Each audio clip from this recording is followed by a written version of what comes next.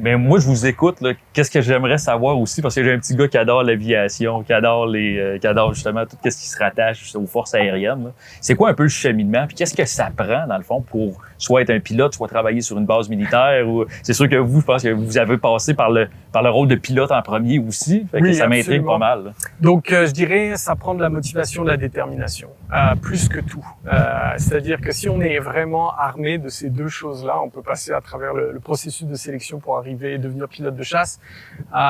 Personnellement, après mes études, j'ai rejoint les Forces armées canadiennes et puis j'ai commencé avec la base.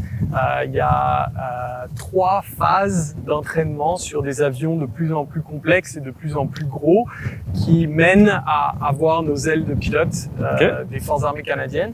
Et puis après, on est sélectionné pour aller pilote de transport, pilote d'hélicoptère ou pilote de jet à réaction.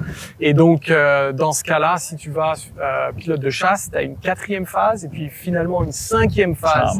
Donc, ça prend à peu près 5 ans si tout se passe bien. Donc, c'est pour ça que je dis il faut être motivé et il faut avoir de la détermination parce que c'est quand même beaucoup d'études. Ben oui. Et c'est comme si on était testé, évalué presque tous les jours. Et on n'a pas beaucoup de marge d'erreur. Donc, il faut pouvoir soutenir le stress de performer en public. Et je pense qu'on peut échouer seulement 2 fois. Si tu échoues une 3e fois, en gros, c'est terminé. C'est là qu'on va chercher les meilleurs et qu'on sélectionne justement la crème de la crème, sûrement de cette façon-là. Exact.